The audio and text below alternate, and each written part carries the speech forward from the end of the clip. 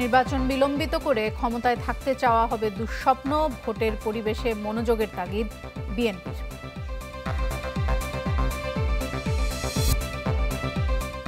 বিকল্প রাষ্ট্র কাঠামোর পথরেখা নিয়ে উত্তরাঞ্চল চষে বেড়াচ্ছে এনসিপি, যেন তেন নির্বাচন চায় না জামায়াত। দ্বিতীয় ধাপে 9 দিনের আলোচনায় 5 বিষয়ে একমত সব দল। প্রধানমন্ত্রীর মেয়াদ সহ 8 ইস্যুতে ভিন্ন মত। বিচার বা সংস্কারের নামে কেউ দীর্ঘদিন ক্ষমতায় থাকতে চাইলে সেটি দুঃস্বপ্নে পরিণত হবে, এমন হুঁশিয়ারি দিয়েছেন বিএনপি নেতারা। তারা দাবি করেন ফেব্রুয়ারিতেই সম্ভব অবাধ এবং সুষ্ঠু নির্বাচন। তাই কিংস পার্টি তৈরিতে মনোযোগ না দিয়ে সরকারকে ভোটের পরিবেশ তৈরির তাগিদ দিয়েছেন তারা। কেরানীগঞ্জের চুনকুটিয়া বালিকা উচ্চ বিদ্যালয় মাঠে ঢাকা জেলা দক্ষিণ বিএনপির এই সমাবেশ। কর্মসূচিতে আমন্ত্রিত অতিথি হিসেবে যোগ দেন দলটির কেন্দ্রীয় নেতারা। হুঁশিয়ারি দেন, সংস্কার বিচারের নামে কেউ দীর্ঘমেয়াদে ক্ষমতায় থাকতে চাইলে সেটি দুঃস্বপ্নে পরিণত হবে। অনেকেই বলছে আমরা সংস্কার চাই না, আমরা বিচার বিলম্বিত করতে চাই, আমরা শুধু নির্বাচন করছি। এই কথাগুলো কারা বলছে? যারা নির্বাচনে আসলে যাদের জামানত না থাকার কথা তারা বলছে। এই কথাগুলো যারা বলছে তারা অনুপাত ভিত্তিক আনুপাতিক হারে নির্বাচনের কথা যারা বলছে তারাই এই সমস্ত বয়ান দিচ্ছে। ঢাকা বিশ্ববিদ্যালয়ে জাতীয়তাবাদী লেখক ফোরামের আলোচনা সভায় বিএনপি নেতা মঈন খান বলেন, পালিয়ে যাওয়ায় আওয়ামী লীগের চরিত্র। 5 আগস্টের মতো পালিয়ে গিয়েছিল মুক্তিযুদ্ধের সময়ও। পাক হানাদার বাহিনী হায়নার মতো যখন ঝাঁপিয়ে পড়েছিল নিরীহ বাংলাদেশের তৎকালীন পূর্ব পাকিস্তানের নিরীহ মানুষের উপরে, তখন তারা কোথায় ছিল সে রাতে এবং পরবর্তী তারা কোথায় পালিয়ে গিয়েছিল সেই ইতিহাস শহীদ প্রেসিডেন্ট জিয়াউর রহমানের অজানা ছিল না। এবং সেই কারণেই কিন্তু সেদিন তিনি চট্টগ্রামে বিদ্রোহ ঘোষণা করেছিলেন। ধানমন্ডিতে গণঅভ্যুত্থানে শহীদদের স্মরণে ফুটবল টুর্নামেন্টের উদ্বোধনী অনুষ্ঠানে বিএনপি নেতারা তাগিদ দেন কিংস পার্টি তৈরি না করে ফেব্রুয়ারির মধ্যে নির্বাচন আয়োজনের। আমরা আশা করব ফেব্রুয়ারি মাসে একটি সুষ্ঠু নিরপেক্ষ নির্বাচন দেবেন এই সরকার। নির্বাচন কমিশন একটি সুষ্ঠু নির্বাচনের ব্যবস্থা করবেন যাতে জনগণ তাদের মনে ভাবটি প্রকাশ করতে পারে। এবং আমরা আশা করি এই সরকার আর কিংস পার্টি সৃষ্টি করবে না। জনগণকে যাতে নিরাপদে তাদের ভোটাধিকার দিতে পারে সেই ধরনের একটা পরিবেশ তারা সৃষ্টি করবে। আজকে অনেকেই ঘোলা পানিতে মাছ শিকারের চেষ্টা করছেন। কেউ কেউ বলছেন নির্বাচনের পরিবেশ নেই। কেন বলছেন? আপনি এতই পরিবেশবাদী? পৃথিবীর যুগ যুগ ধরে যে সংগ্রাম আন্দোলন, মানুষের যে অধিকার, এই অধিকার তো রাজনৈতিক সংগ্রামের মধ্যে দিয়ে গিয়ে এসছে। তাই রাজনৈতিক সংগ্রাম ত্বরান্বিত করতে হলে তার নির্বাচিত পার্লামেন্ট লাগবে, নির্বাচিত জনপ্রতিনিধি লাগবে যারা জনগণের কাছে জবাবদিহিতা করবে। এদিকে আশুরা উপলক্ষে দেয়া বাণীতে আওয়ামী লীগ আমলের গুম, খুন ও নির্যাতনকে এজিদ বাহিনীর কর্মকাণ্ডের সাথে তুলনা করেছেন বিএনপির ভারপ্রাপ্ত চেয়ারম্যান তারেক রহমান। নেতাকর্মীদের আহ্বান জানান, ন্যায় ইনসাফ প্রতিষ্ঠা না হওয়া পর্যন্ত আন্দোলন চালিয়ে যাওয়ার। মাহবুবুর রহমান, চ্যানেল 24, ঢাকা। পুরনো কাঠামোর ধুলো ঝেড়ে নতুন ভবিষ্যতের খোঁজে পথে পথে হাঁটছে জাতীয় নাগরিক পার্টি। বিচার, সংস্কার এবং নতুন সংবিধানের দাবিতে রংপুর বিভাগের প্রতিটি জেলা পেরিয়ে এবার জয়পুরহাটে জুলাই পদযাত্রা। সমাবেশে বক্তারা বলেন, পুরনো নিয়ম আর চেনা মুখ নয়, দরকার এক নতুন শাসনচিত্র, নতুন সংবিধান। জুলাই গণ অভ্যুত্থানের বর্ষপূর্তিতে জাতীয় নাগরিক পার্টির দেশ গড়তে জুলাই পদযাত্রা শুরু হয় গেল মঙ্গলবার। এরপর রংপুর বিভাগে বেশ কয়েকটি জেলায় পথসভা জনসভায় অংশ নেন দলটির কেন্দ্রীয় ও আঞ্চলিক নেতারা। শনিবার সকালে বগুড়ার প্রধান প্রধান সড়ক প্রদক্ষিণ করে পদযাত্রাটি। সাতমাথা মুক্তমঞ্চের সমাবেশে এনসিপি আহ্বায়ক নাহিদ ইসলাম বলেন, পুরনো ধারা রাজনীতির দিন শেষ। দাবি জানান স্বাধীনতার প্রকৃত অর্থ ফিরিয়ে সংবিধানের জনগণের মালিকানা নিশ্চিত করার। আর এনসিপি সদস্য সচিব বলেন, আর কোনো ফ্যাসিবাদের হাতে দেশ ছেড়ে দেওয়া হবে না। আপনাদের পুরনো খেলায় আমরা অংশগ্রহণ করব না। আপনাদের চাঁদাবাজির রাজনীতিতে, আপনাদের সন্ত্রাসের রাজনীতিতে আমরা অংশগ্রহণ করব না। সেই নতুন বাংলাদেশকে আমরা আর কোন ফ্যাসিবাদীদের হাতে ছেড়ে দেব না। এই নতুন বাংলাদেশকে আমরা আর কোন চাঁদাবাজের হাতে ছেড়ে দেব না। বগুড়ার কর্মসূচি শেষে পদযাত্রা যায় জয়পুরহাটে। সেখানে তাদের স্বাগত জানান স্থানীয় নেতাকর্মীরা। জেলার শহীদ ডাক্তার আবুল কাশেম ময়দানে জনসভায় দলটির নেতারা আহ্বান জানান জুলাইয়ের সব শক্তিকে ঐক্যবদ্ধ থাকার। আমাদের পরবর্তী বাংলাদেশের ভিত্তি হবে ৭১ এবং ২৪। এই দুইটার ভিত্তিতেই আমাদের পরবর্তী বাংলাদেশ পুনর্গঠিত হওয়া অবশ্যই করতে হবে, করতে হবে, করতে হবে। জয়পুরহাট থেকে পদযাত্রাটির গন্তব্য ছিল নওগাঁ। এনসিপির কর্মসূচি চলবে আগামী ৩০ জুলাই পর্যন্ত। তানজিল আফসানা, চ্যানেল 24। গণঅভ্যুত্থানের শহীদদের রক্তের সাথে জামায়াতে ইসলামী বেইমানি করবে না, কাউকে করতেও দেবে না। ফেনীতে সুধী সমাবেশে মন্তব্য করেছেন দলটির আমির ডক্টর শফিকুর রহমান। এর আগে কুমিল্লায় পথসভায় তিনি বলেছেন যে সংস্কার ছাড়া যেন তেনভাবে কোনো নির্বাচন আর দেখতে চায় না দেশের মানুষ।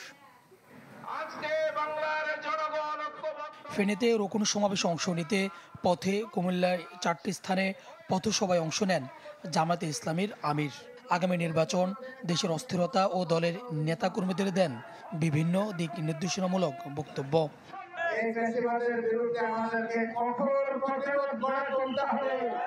ডাক্তার শফিকুর রহমান বলেন, 2014 আর 2018 মতো যেন তেন নির্বাচন দেখতে চান না জনগণ। কোনোভাবেই নতুন বাংলাদেশের অর্জন নষ্ট হতে দেওয়া হবে না বলেও জানান তিনি। ঘোষণা দেন, যতদিন ফেসিবাদ থাকবে ততদিন বিশ্রাম নেবে না জামায়াতের কর্মীরা। আগামী নির্বাচন সুষ্ঠু হওয়ার উপর সেটা নির্ভর করবে। আমরা যেন তেন কোনো নির্বাচন চাই না। বাংলাদেশে বিভিন্ন জায়গায় ইদানিং রাজনীতির নামে যে অপকর্ম আর উৎপাত আমরা লক্ষ্য করছি, আমরা সংশ্লিষ্ট দলগুলোকে বলবো, সাবধান হন, নিজেদেরকে সামলান, নইলে জনগণই আপনাদেরকে সামলিয়ে দেবে ইনশাআল্লাহ। পরে ফেনীতে রকুন সম্মেলনে এসে যোগ দেন জামায়াতের আমির। বলেন, গত 15.5 বছর লুট করে বিদেশে পাঠানো হয়েছে দেশের অর্থ। আমরা চাচ্ছি একটা দুর্নীতিমুক্ত বাংলাদেশ গড়ে উঠুক, আমরা চাচ্ছি একটা মানবিক বাংলাদেশ, আমরা চাচ্ছি একটা ইনসাফ ভিত্তিক বাংলাদেশ। এই অভিযাত্রায় আমরা প্রিয় শহীদবৃন্দকে আমাদের পাশে চাই, আমাদের সাথে চাই, আপনাদের বুকের বিছানায় আমাদের জন্য ভালোবাসার একটি জায়গা চাই। আওয়ামী লীগ ইসলামী নেতৃত্ব ও বিচারকে ধ্বংস করেছে বলেও মন্তব্য করেন আমিরে জামায়াত। এই সমাজে জাতি, ধর্ম, দল, মত নির্বিশেষে প্রত্যেকটি মানুষ হবে নিরাপদ। সুলতান মাহমুদ আরিফ, চ্যানেল 24। দ্বিতীয় ধাপে 9 দিনের আলোচনায় এখন পর্যন্ত 5টি বিষয়ে একমত হতে পেরেছে রাজনৈতিক দলগুলো। তবে রাষ্ট্রের মূলনীতি, প্রধানমন্ত্রীর মেয়াদ সহ গুরুত্বপূর্ণ বিষয়ে দলগুলোর মতভিন্নতা রয়েছে। তাদের প্রত্যাশা ঐকমত্যের ভিত্তিতে জুলাই সনদের। রিপোর্ট করেছেন আশিকিন প্রিন্স। সেগুলোর ক্ষেত্রে আবারও আমি আপনাদেরকে অনুরোধ করি, জুলাই সনদ তৈরি করতে রাজনৈতিক দলগুলোর সাথে দ্বিতীয় পর্যায়ে বৈঠক করছে জাতীয় ঐকমত্য কমিশন। এ পর্যায়ে আলোচনা হবে 19টি বিষয় নিয়ে। এই দায় এবং দায়িত্ব কারা? গেল 9 দিনের আলোচনায় উঠে এসেছে 13টি বিষয়। এর মধ্যে সংবিধানের অনুচ্ছেদ 70, সংসদীয় স্থায়ী কমিটির সভাপতিত্ব, নির্বাচনী এলাকার সীমানা নির্ধারণ, রাষ্ট্রপতির ক্ষমা সম্পর্কিত বিধান এবং বিচার বিভাগ বিকেন্দ্রীকরণ, এই 5টি বিষয়ে একমত হয়েছে রাজনৈতিক দলগুলো। তবে আলোচনা হলেও সাংবিধানিক ও সংবিধিবদ্ধ প্রতিষ্ঠানের নিয়োগ কমিটি, দ্বিকক্ষ বিশিষ্ট সংসদ, সংসদে নারী আসন, রাষ্ট্রপতি নির্বাচন পদ্ধতি, ইলেকটোরাল কলেজ ইত্যাদি, রাষ্ট্রের মূলনীতি, প্রধানমন্ত্রীর মেয়াদকাল, প্রধান বিচারপতির নিয়োগ এবং তত্ত্বাবধায়ক সরকার বিষয়ে ঐকমত্যে আসতে পারেনি রাজনৈতিক দলগুলো। আজকে যে বিষয়ে আলোচনা হবে সেটা আপনারা তাদের কাছে এর মধ্যে। জরুরি অবস্থা ঘোষণা, সংসদ সদস্যদের একাধিক পদে থাকার বিধান, প্রধানমন্ত্রীর একাধিক পদে থাকার বিধান, সংবিধান সংশোধন, নাগরিকের মৌলিক অধিকার সম্প্রসারণ সম্পর্কিত প্রস্তাব, রাষ্ট্রপতির ক্ষমতা ও দায়িত্ব নিয়ে আলোচনা হবে সামনে। অধিকাংশ ক্ষেত্রেই ঐকমত্য হবে বলে প্রত্যাশা করছেন রাজনৈতিক দলের নেতারা। আমরা আশা করি আমরা 75 ভাগ ঐকমত্যে আসতে পারবো, 25 ভাগ হয়তো আসতে পারবো না, এবং সেই ক্ষেত্রে তখন তারা সিদ্ধান্ত নেবে আর কি। আমরা অনেকগুলো বিষয়ে আমরা ছাড় দিয়েছি। যে অনেককে নতুন করে চিন্তা করতে হচ্ছে, যে রাষ্ট্রের বিভিন্ন বিষয়ে, এইগুলো হচ্ছে আসলে একটা অগ্রগতি, যে সকল দল মিলিয়ে একটা রাজনৈতিক ঐক্যমত্যে পৌঁছানোর চেষ্টাটা হচ্ছে। বিএনপি জামাত চায় জুলাই সনদ হোক, আর এনসিপি বলছে ঐকমত্যের বিষয়ে বিভিন্ন দল এবং কমিশনকে দৃঢ় থাকতে হবে। সব রাজনৈতিক দলের স্বাক্ষরিত এই সনদটি আগামী দিনের রাষ্ট্র পরিচালনার মূলনীতির ক্ষেত্রে একটা গুরুত্বপূর্ণ অবদান রাখবে, এটা আমরা প্রত্যাশা করি এবং এটা হতেই হবে। না হলে যেটা হবে আবার তাহলে আমাদেরকে পিছনের দিকে ফিরে যেতে হবে। আমরা চাই যে জাতীয় সনদ পরিণত হোক, খুব দ্রুত পরিণত হোক। এই আলাপ আলোচনা আরও বেশি দিন যেন দীর্ঘায়িত না হয়, আমরা যাতে কাছাকাছি আসতে পারি ওদের শীঘ্র, সেটা চেষ্টা করছি। রাষ্ট্রের যে প্রতিষ্ঠান, যে ব্যবস্থা, যে বন্দোবস্তের বিষয়ে নতুন করে আমাদেরকে সিদ্ধান্ত গ্রহণ করতে হচ্ছে, সেই সিদ্ধান্তগুলো যাতে রাষ্ট্রের সকল পর্যায়ে বাস্তবায়িত হয়, সেই সিদ্ধান্ত আমাদেরকে গ্রহণ করতে হবে। জাতীয় ঐকমত্য কমিশন বলছে জুলাই মাসেই জুলাই সনদ তৈরি করতে কাজ করছেন তারা। আশাকিন প্রিন্স, চ্যানেল 24, ঢাকা। ছাত্র জনতার আন্দোলনে রাজধানীর রামপুরায় কার্নিশে ঝুলে থাকা এক তরুণকে গুলির মামলায় ডিএমপির সাবেক এডিসি রাশেদ সহ 5 জন জড়িত থাকার প্রমাণ পেয়েছে তদন্ত সংস্থা। শিগগিরই তদন্ত প্রতিবেদন জমা দেওয়া হবে ট্রাইব্যুনালে। প্রসিকিউশন জানিয়েছে শেখ হাসিনার মামলায় দ্রুতই শুরু হবে সাক্ষ্য গ্রহণ। মাসুদুর রহমানের রিপোর্ট। গেল বছর 19 জুলাই ছাত্রদের আন্দোলন চলাকালে ঢাকার রামপুরা এলাকায় নির্মাণাধীন ভবনের উপর ওঠে আমির হোসেন নামে এক ছাত্রকে লক্ষ্য করে গুলি ছোড়ে এএসআই চঞ্চল চন্দ্র সরকার। তবে এ ঘটনায় ভাগ্যক্রমে বেঁচে যান আমির। চলতি বছর জানুয়ারিতে চঞ্চলকে গ্রেপ্তারও করা হয়। এ ঘটনায় যে মামলা হয়েছিল তার তদন্ত শেষ করেছে তদন্ত সংস্থা, যার প্রধান আসামি ডিএমপির মতিঝিল বিভাগের সাবেক এডিসি রাশেদ, রামপুরা থানার সাবেক ওসি মশিউর ও এএসআই চঞ্চল। মিরপুর, উত্তরা, যাত্রাবাড়ি সহ এরকম যে সকল জায়গায় ম্যাস কিলিং হয়েছে, রামপুরায় কার্নিশে ঝুলে থাকা আমির হোসেন নামে একজন পথচারী যিনি আন্দোলনে এসেছিলেন, তাকে সে আশ্রয় নিয়েছিল গোপনে, তাকে 2 জন গুলি করলো। এর বাইরেও ওই ভবনের সামনে 2 জনকে হত্যা করা হয়েছে। রামপুরা তো ওকে হলো গুলি করে আহত করা, সে কিন্তু যে বেঁচে আছে এবং সে আমাদের সাক্ষী হয়েছে। এই 2টা কিলিং এবং একটা গুলি করে আহত করা, এই 3টা ঘটনাকে নিয়ে একটি অভিযোগপত্র বা তদন্ত প্রতিবেদন তদন্ত সংস্থা প্রস্তুত করছে বলে আমাদেরকে জানিয়েছে। এদিকে গতি পেয়েছে আন্তর্জাতিক অপরাধ ট্রাইব্যুনালের বিচার কাজ।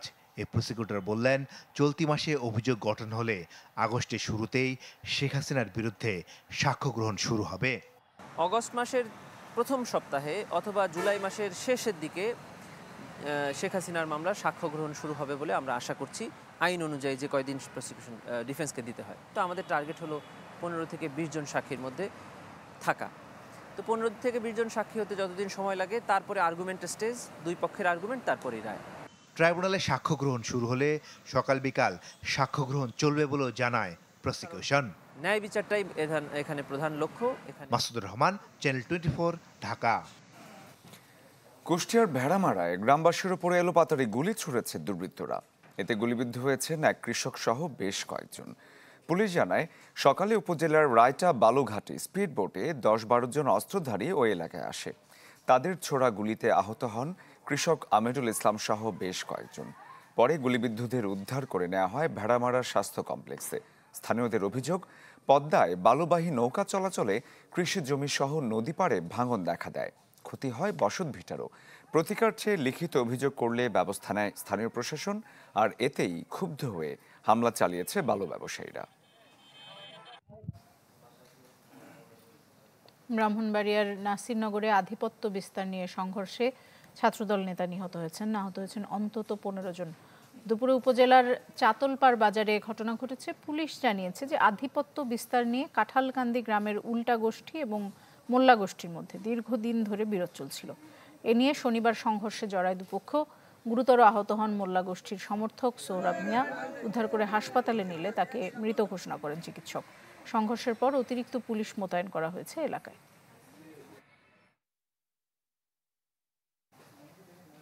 কুমিল্লার মুরাদনগরে 2 সন্তান সহ মাকে পিটিয়ে হত্যার 2 দিন পর মামলা হয়েছে থানায়। আসামি করা হয়েছে ইউপি চেয়ারম্যান সহ 63 জনকে। ওই ঘটনায় 8 জনকে গ্রেপ্তার করেছে আইনশৃঙ্খলা বাহিনী। কুমিল্লার মুরাদনগরে 2 সন্তান সহ মাকে ঘোষণা দিয়ে মব সন্ত্রাসের মাধ্যমে পিটিয়ে হত্যা, আলোচিত সমালোচিত সারা দেশে। সেই বর্বর ঘটনারই সিসি ক্যামেরার ফুটেজ এটি। সেই ঘটনার 2 দিন পর শুক্রবার রাতে নিহত রুবি আক্তারের আরেক মেয়ে বাদী হয়ে বাঙ্গরা বাজার থানায় একটি হত্যা মামলা করেন, যেখানে স্থানীয় ইউপি চেয়ারম্যান শিমুল বিল্লাহ সহ 38 জনের নাম উল্লেখ ও অজ্ঞাত আরো 25 জনকে আসামি করা হয়েছে। আমাদের যেই শত্রু আমাদের পিছে লাগছে, যেভাবে ফোনটা এখন আমাকে হুমকি দিতেছে, আমি কখন মারা যাই আমি জানি না, কিন্তু আমি দেশবাসীর কাছে বিচার চাই, আমাকে আমার মা ভাই বোনের বিচার চাই। আমাদের বিভিন্ন উইংয়ের লোকজন কাজ করতেছে, আমরা তদন্তে যাদেরকেই এই সংশ্লিষ্টতা পাবো তাদেরকে আমরা সর্বোচ্চ আইনের আওতায় নিয়ে আসবো। এদিকে ঘটনার পর থেকেই গ্রেপ্তার আতঙ্ক আর ভয়ে নীরব হয়ে গেছে করইবাড়ি গ্রাম। বন্ধ দোকানপাট, বাড়ি ছেড়েছেন অনেকে। দুর্ঘটনা ঘটছে তো কার সবার ভিতর আপনার জানি না আতঙ্ক, এর লেগে সবাই জানের ভয়ে যার যা সেফে আসছে। যদি কেউ অপরাধ করে থাকে তাকে আইনে আওতায় নিয়ে আসা উচিত, কিন্তু এইভাবে পিটে হত্যাটা আমাদের কাম্য নয়। ঘটনার পর থেকে জড়িতদের ধরতে অভিযান শুরু হয় আইনশৃঙ্খলা বাহিনীর। গ্রেপ্তারও করা হয় বেশ কয়েকজনকে। ভিকটিমের যে এখানে ছেলে যে তিনিও মারা গেছেন এই ঘটনায়, তাকেও 2 তারিখ রাতে ফোন করে বলা হয় কালকে তুই বাড়িতে আসিস, তোর বংশ নির্বংশ করে দেওয়া হবে, এরকম একটা থ্রেট দেওয়া হয়। একটা মোবাইল চুরিকে কেন্দ্র করে এবং থানায় অভিযোগকে দায়ের করা নিয়েই মূলত এই ঘটনাটা ঘটে এবং এটা আক্রোশের একটা শিকার। গত বৃহস্পতিবার সকালে কথা কাটাকাটির জেরে মা ও 2 সন্তানকে পিটিয়ে হত্যা করে স্থানীয়রা। পরে পুলিশ দাবি করে নিহতরা দীর্ঘদিন মাদক কারবারের সাথে জড়িত, তাদের বিরুদ্ধে রয়েছে একাধিক মামলা। Desk report, channel 24। নোয়াব সভাপতি একে আজাদের ফরিদপুরের বাড়িতে হামলার ঘটনায় মামলা হয়েছে। আসামি করা হয়েছে মহানগর বিএনপির সদস্য সচিব গোলাম মোস্তফা মিরাজ সহ 6 জনকে। অজ্ঞাতনামা আসামি আরও 25 থেকে 30 জন। এই ঘটনায় দায়ীদের বিরুদ্ধে ব্যবস্থা নেওয়ার হুঁশিয়ারি দিয়েছেন বিএনপির সাংগঠনিক সম্পাদক শামা ওবায়েদ। ক্ষোভ জানিয়েছেন বিভিন্ন রাজনৈতিক দলের নেতারাও। 3 জুলাই ফরিদপুর 3 আসনের সাবেক সংসদ সদস্য একে আজাদের বাড়িতে চড়াও হয় স্থানীয় বিএনপির একাংশের নেতাকর্মীরা। দেখা যায় মহানগর বিএনপির সদস্য সচিব গোলাম মোস্তফা মিরাজের নেতৃত্বে মব তৈরির চেষ্টা হচ্ছে। বাড়ির দারোয়ানকে হুমকি ও হামলার ঘটনায় মহানগর বিএনপির সদস্য সচিব গোলাম মোস্তফা সহ 16 জন বিএনপির নেতাকর্মীর নাম উল্লেখ করে মামলা করা হয় কোতোয়ালি থানায়। শুধু আমি একজনকে চিনতে পারলাম মোটা করে, ওনার নাম হলো মোস্তফা মিরাজ সাহেব। উনি দেখলাম আরো ওনার সাথে 8-10 জন লোকজন। এখানে কোনো আমলি কি কোনো নেতা কর্মীদের স্থান দিস, তাহলে তোদের আদেশ সাহেবের বাড়িঘর আগুন ধরাই দিব। তো অবশ্যই ভয় পাবো, কারণ আমরা এখানে স্টাফ চাকরি করি, আমাদের ভয় অবশ্যই। এফবিসিসিআই এর সাবেক সভাপতির বাসভবনে এমন হামলায় নিন্দা জানিয়েছে বিভিন্ন রাজনৈতিক দল। বিএনপির সাংগঠনিক সম্পাদক শামা ওবায়েদ জানান, যারা এই হামলার সাথে জড়িত তাদের বিরুদ্ধে দলীয়ভাবে ব্যবস্থা নেওয়া হবে। এই ধরনের কাজ যদি কেউ করে থাকে সেটা অবশ্যই দল দেখবে এবং দল সেটা ব্যবস্থা নিবে। এটা তো দুঃখজনক ব্যাপার। অবশ্যই ফরিদপুরে একে আজাদ সাহেবের বাসায় এবং সেটা বিএনপি জড়িত থাকে, সেটা নিশ্চয়ই দল দেখবে। এদিকে পুলিশ সদর দপ্তর থেকে বলা হয়, কোনোভাবেই মব সন্ত্রাসকে প্রশ্রয় দেওয়া হবে না। যে বা যারাই এর সাথে জড়িত তাদের বিচারের আওতায় আনা হবে। এই সমস্ত ঘটনাগুলোর ক্ষেত্রে আমরা সাথে সাথে রেসপন্স করব এবং যে আইনানুগ যে ব্যবস্থাটি রয়েছে সেই আইনানুগ ব্যবস্থাটি আমরা গ্রহণ করব। ফরিদপুর পুলিশ সুপার জানান, বিষয়টি গুরুত্বের সাথে নিয়ে আসামিদের ধরতে কাজ করে যাচ্ছে পুলিশ। অভিযোগ পাওয়ার সাথে সাথেই আমরা আইনগত ব্যবস্থা গ্রহণ করি এবং মামলা রুজু করি আর কি। মামলা তদন্তাধীন রয়েছে এবং আসামি ধরার কাজ আমাদের চলছে। সজল সাইক, চ্যানেল 24, ঢাকা। রাত 10টার খবরের সময় হলো আরো একটা বিরতি নেয়ার। সাথে থাকুন।